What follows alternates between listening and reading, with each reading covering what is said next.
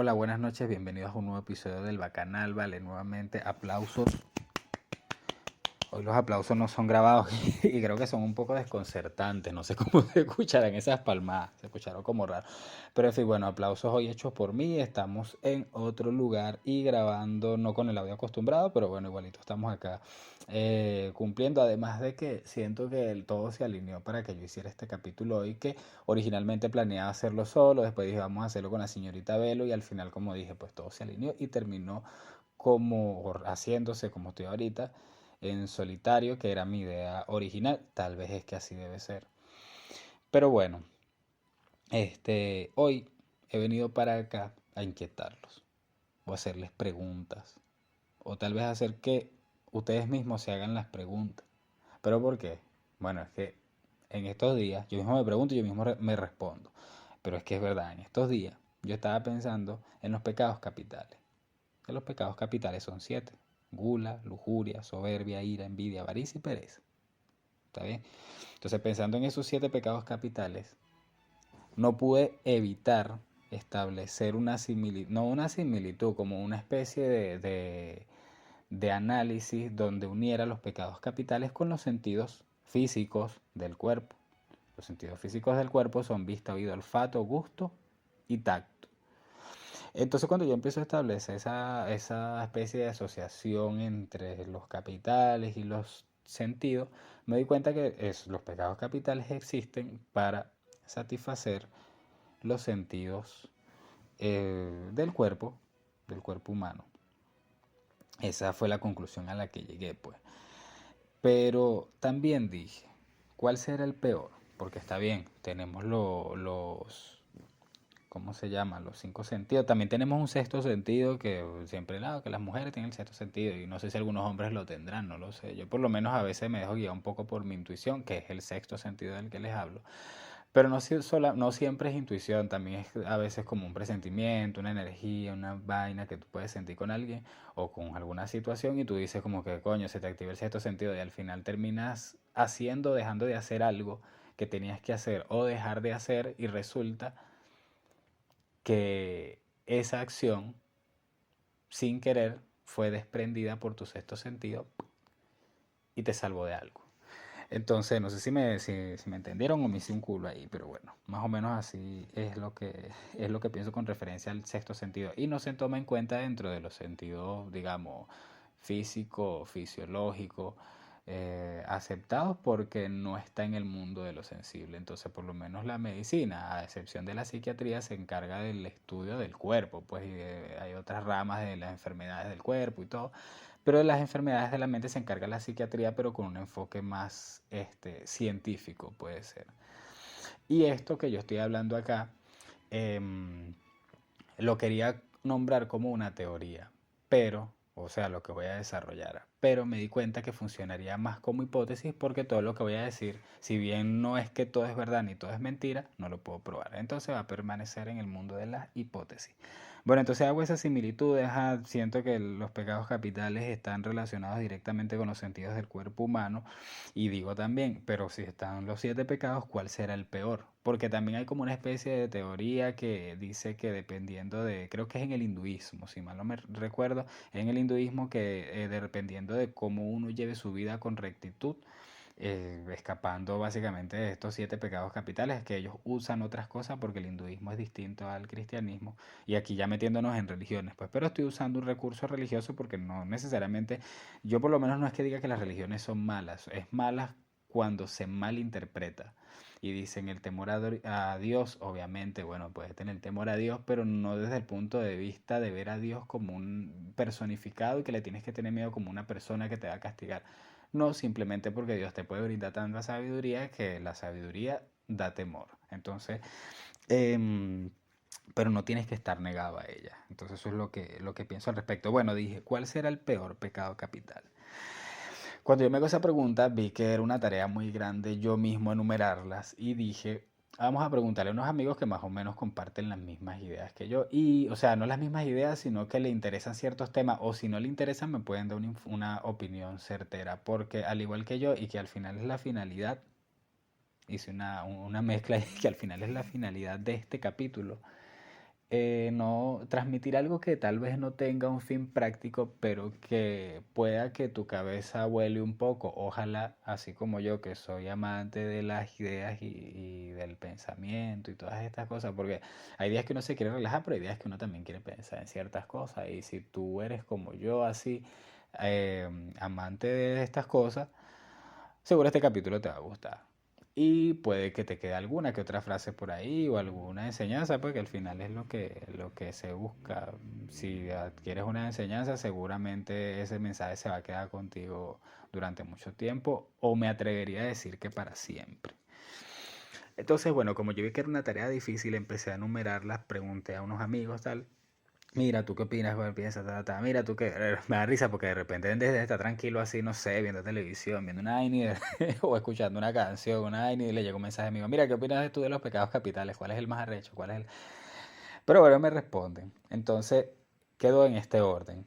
Uno, la pereza. La pereza es el más inofensivo porque si bien tú dejas de hacer algo que tienes que hacer para porque tienes flojera, puedes causarle daño a otra persona y estamos contextualizando el evento, pero la pereza como tal, como esencia, no tiene un daño tan fuerte. Pues bueno, eres perezoso, al que más daño te hace es a ti. Y creo que con todos los pecados capitales, al final que termina haciéndose más daño eres tú mismo.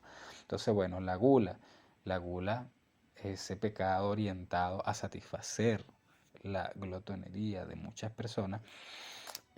Obviamente aquí no estoy haciendo nada a nivel de crítica porque cada hombre tiene con suerte uno.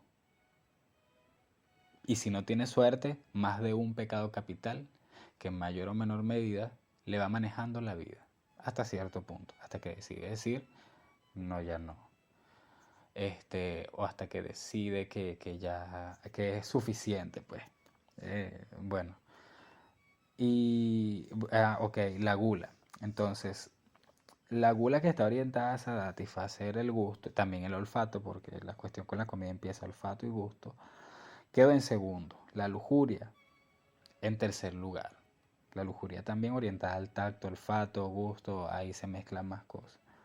La soberbia quedó en cuarto lugar. Y yo estaba debatiendo la soberbia entre el sexto y la avaricia entre el cuarto. Porque si bien la avaricia puede ser muy abrasiva, la soberbia y creerse superior a los demás te hace sentir que lo sabes todo y realmente no sabes nada. O puede que sepas un poquito, pero igual es nada en comparación con el conocimiento que existe en el mundo. Entonces creo que a ese nivel, o sea, a nivel intelectual no deberíamos sentirnos superiores a nadie. De repente si uno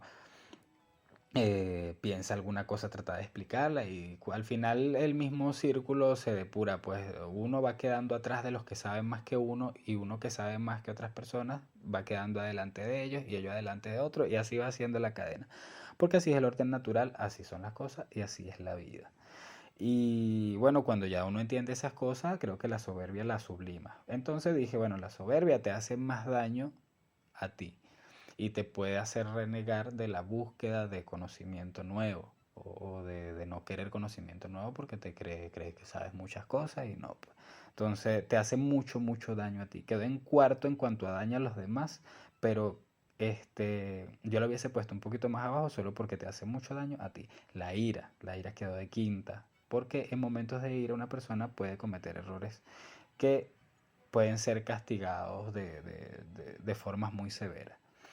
Como por ejemplo quitarnos la libertad, que la libertad y la vida son los bienes más preciados. Una persona hace algo que bueno, que se considera que no está bien y se lo castigan quitándole la libertad, porque la libertad y la vida son los bienes más importantes.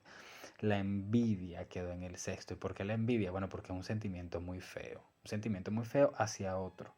En cambio, la pereza tú no la tienes hacia otro, tú tienes pereza hacia ti mismo, te da flojera. La gula tú la tienes hacia la comida. La lujuria es orientada hacia otro. La soberbia es orientada hacia otros. La ira hacia otros. Y la envidia es un sentimiento muy fuerte y muy negativo que está orientado también hacia otro. Y lo que no me gusta de la envidia es que casi siempre es algo cercano. Es como que alguien de tu entorno, ¿me entiendes? Me pareciera ser. que es así, aunque puede ocurrir también en esferas más grandes. Por lo menos yo le tengo envidia, y de verdad, y esto lo saqué de una línea de Los Simpsons que lo vi cuando estaba pequeño, o no me acuerdo de dónde fue que lo vi, que decía que alguien como que, bueno, tú me tienes envidia tal, y la chama le dice como que envidia yo a ti, envidia le tengo yo a los astronautas que pueden ver el polo, o que podían ver los glaciares y los desiertos al mismo tiempo. Y yo dije, coño, es tremenda frase, está bien fina, de verdad, yo no le te tengo envidia a ti, o sea, porque, bueno, casi siempre la envidia ronda lo que son los objetos, personalidades, todo, pero es un sentimiento muy feo que debemos de evitar tener o albergar en nuestro corazón. Y bueno, por último lugar quedó la avaricia, porque bueno, ya vemos cómo está todo el mundo, los problemas, tal, los gobiernos, que la avaricia de lo que sea, de poder o de plata, usualmente son ambas, pueden llevar a que grandes sociedades caigan, o que los ciudadanos de cada sociedad de estas que estamos ahorita podamos sufrir, porque como por ejemplo el caso de uno, pues que todos estamos por ahí, o siempre, todos tenemos a alguien fuera del país, alguien por ahí en el éxodo, y bueno, somos familias un poquito quebradas por culpa de la avaricia y la maldad del hombre. Pero ¿por qué digo todo esto si el capítulo se trata del cuerpo como herramienta de prisión del alma? Aquí vamos. ¿Se acuerda cuando le dije lo de los cinco sentidos? Bueno, los cinco sentidos están relacionados con el cuerpo, porque son los cinco sentidos del cuerpo, los cinco sentidos somáticos, del soma, del cuerpo. Entonces, a los cinco sentidos están relacionados con el cuerpo, y los pecados capitales estar ahí para satisfacer los deseos del cuerpo. Tenía que hacer una mención a juro para que se pudiera desarrollar más adelante la hipótesis que tengo del cuerpo como herramienta de prisión del alma. Entonces, este, hace un tiempo yo dije que Dios era luz. En otro capítulo de ¿Quién es Dios? Yo dije que Dios era luz. ¿Por qué? Porque bueno, la física cuántica tal, y un poco de cosas que vi por ahí, que leí, que escuché, todo, que investigué, me hicieron llegar a esa conclusión. Y no fui yo solo el que llegó a esa conclusión. Si buscan videos en YouTube, seguro van a aparecer. Si buscan artículos, van a aparecer. Por ahí les va a salir que Dios es luz. Y da la casualidad que la luz viaja a 300.000 kilómetros por segundo, perdón, en el espacio vacío. Pero necesita un cuerpo para reflejarse. Yo llegué a esta pregunta, o a esta afirmación, mejor dicho, porque un día hablando con mi hijo me dice, papá, ¿por qué en el espacio el sol no se ve todo negro y se ven nada más los planetas? Y yo dije, ¿por qué será? Y como que caí en la conclusión y dije, yo creo que es porque la luz se refleja ahí en los cuerpos que son masa. Cambio en el vacío, no sé, ese por ahí me busqué y me aparece algo mucho mejor explicado, pero básicamente era eso, que la luz necesita cuerpos para reflejarse y rebota tal, y así es que existe. Entonces, pongo que la luz, o sea, me doy cuenta que la luz viaja a esa velocidad, pero que necesita un cuerpo para reflejarse y, digamos, existir. ¿Ok? Entonces ahora, después caigo. Esto fue todo una especie de dialéctica deductiva que fui escribiendo en el momento que las ideas se me iban ocurriendo, y deduciendo otras cosas a partir de los párrafos anteriores. Si es un poquito largo, me disculpan, pero así fue que se dio y así es que lo voy a hacer. Bueno, ahora la luz se comporta como una onda y como una partícula dependiendo de donde lo veas. Las ondas son electromagnéticas y el cuerpo humano es magnético. Ondas magnéticas, cuerpo magnético. La partícula de luz más pequeña se llama fotón. Esa es la más pequeña según me he sabido. Si hay otra por ahí y yo no la conozco y ustedes la conocen, pónganme en los comentarios. Es tal partícula. Ahora, la luz genera calor a través de procesos de movimiento. Esos fotones, cuando se mueven, generan calor. Y el calor puede producir combustión. Eso lo puse para cerrar. Ahora abre un nuevo capítulo, o una nueva idea, que dice que las ideas y la comprensión son parientes del alma. ¿Ok? Las ideas y la comprensión son parientes del alma. El trabajo mental, a través de la lectura, escritura, aprendizaje en general, genera un gasto energético. a nivel corporal, lo que se traduce en producción de energía y calor. Y ambos elementos, la energía y el calor, son productores de cambio. Pero ¿qué pasa? Cuando hacemos trabajo mental, empezamos a hacer un movimiento energético de calor que es productora de cambios, pero al ser esta por ejercicio de la mente y no por ejercicio del cuerpo, pule la mente. Y las ideas y la comprensión son parientes del alma. ¿Y dónde ocurren las ideas y la comprensión de las cosas? En el cerebro. ¿Y dónde se posa la mente? En el cerebro. Entonces ahí tenemos como una especie de cruces de informaciones donde podemos pulir el alma con conocimiento. Ahí está la primera entrada. ¿A qué conclusión llego con eso? A que el conocimiento es el combustible del alma, que propicia cambios, dejando como residuo las repercusiones mentales y corporales dentro de nosotros mismos y en el entorno que nos rodea. Ahora, esa alma, al ser luz, necesita un cuerpo para existir. Fíjese que al principio yo dije, la luz necesita un cuerpo para reflejarse y existir. Y entonces ahí entramos nosotros, que a través de la sexualidad nos reproducimos y descargamos luz de ese caudal universal al que seguramente vamos a volver. Y cuando descargamos esa luz, en ese momento de energía, de magnetismo, de lo que sea, descargamos esa información y la metemos en un cuerpo desde el cigoto. Que si quieren saber qué es el cigoto, búsquenlo por ahí y verán que, ojo, esto no fija ninguna posición mía con relación a decisiones que puedan tomar algunas mujeres. No quiero meterme ahorita en esas aguas porque eso ya son temas éticos, morales y bueno, no voy a entrar más a fondo ahí por ahora. Bueno, hay un mito de un auriga que maneja dos caballos, uno pasional y uno recto, uno moral. Entonces, ese carruaje lleva el alma y va desplazándose ordenadamente y tienes que manejar los dos caballos, el negro y el blanco. Y cuando el negro pierde el control, hace que el carruaje se desboque y el alma se caiga desde ese lugar de donde está dando vueltas y observando la divinidad hacia abajo. Obviamente si se cae hacia abajo. Y cuando cae, para detener su descenso, tiene que aferrarse de la materia. Y de la única materia que el alma se puede aferrar es del cuerpo humano. Entonces ahí queda. Eso lo explica un mito griego. Ok, entonces lo metemos desde el cigoto. Eso quiere decir que el sexo tiene una alta carga energética. Y bueno, iba a dar un ejemplo ahí que no es el mejor ejemplo de Aleister Crowley, que él decía que se podía abrir portales mediante el sexo y todas esas cosas. Pero eso ya es un tema más metafísico y tampoco quiero entrar a esas aguas, sino a la que yo pretendo navegar. Entonces, el cuerpo consta de varios órganos, el cerebro y sus procesos mentales. Entre ellos, perdón, el cerebro y sus procesos mentales.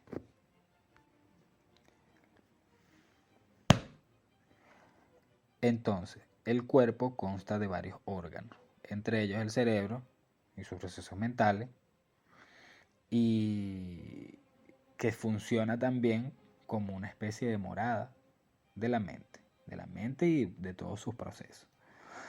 Y eso nos permite interpretar, interactuar, responder a nosotros mismos y a nuestro entorno.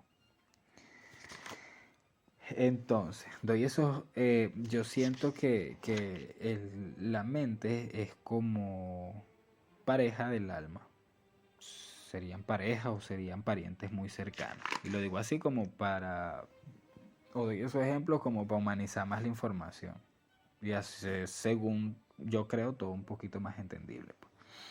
Entonces ahora, a través de ese cuerpo controlado, esta es mi conclusión, ya para cerrar. Ahora, a través de ese cuerpo controlado por la mente y que está en estrecho contacto con el alma, podemos actuar con una conciencia y mecánicamente también para mantenerlo. El cuerpo requiere mucho cuidado porque puede ser causante de grandes amores, o de grandes pesares. Pero yo sé que al final todo funciona por amor a algo. Es ahí cuando convertimos nuestro cuerpo en herramienta o prisión del alma, dependiendo de lo que sea que hagamos y dependiendo del conocimiento que vayamos teniendo y dependiendo de las acciones que vayamos tomando. ¿Qué dije hace rato? Que la libertad y la vida son bienes primordiales. Entonces, por eso cuando pasa algo, te quitan la libertad. Y por eso también la búsqueda de la sabiduría es la forma más identificable, o por lo menos para mí hasta ahora, de acercarnos a la verdad, a lo bello, a lo bonito y a las cosas divinas, o a la sabiduría, no digamos suprema, porque como seres humanos no podemos manejar esa sabiduría, pero es lo que nos hace estar más cerca de la divinidad, o sea, la búsqueda de la sabiduría. No solamente tener la sabiduría, sino también la búsqueda incansable de ella. Y entonces ya después con esa sabiduría, cuando estemos de vuelta otra vez por acá, por ser partículas y por ser fotones, tendremos parte del camino avanzado. Sócrates, y aquí cito personas, decía que aprender era recordar, y yo creo que sí. Y siempre doy un ejemplo, que es que si tú agarras a un niño recién nacido, que no tienes por qué pellizcarlo, y lo pellizcas, él va a llorar porque siente dolor. Pero ¿cómo sabe él que eso es dolor? Bueno, porque el cuerpo le avisa que eso es dolor. Pero ¿cómo sabe el cuerpo identificar que eso es dolor si nunca ha sentido dolor? Entonces, con base en eso, digo que en efecto Sócrates tenía razón y aprender era recordar. Entonces, siempre el alma, por ser luz y la luz estar compuesta de fotones y los fotones poder albergar algún tipo de información que hasta ahora yo desconozco y creo que todos desconocemos, pero que de alguna forma puede venir unida a otro grupo de fotones de otra persona, de otra alma.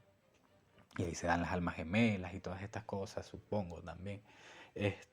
Puede traer información que recordaremos, información que nos haga el camino más sencillo, información que tal vez hoy esté saliendo de mi boca hasta tus oídos y que seguramente te está ayudando a recordar algo y me está ayudando también a mí a recordar que tenía que haber hecho este capítulo.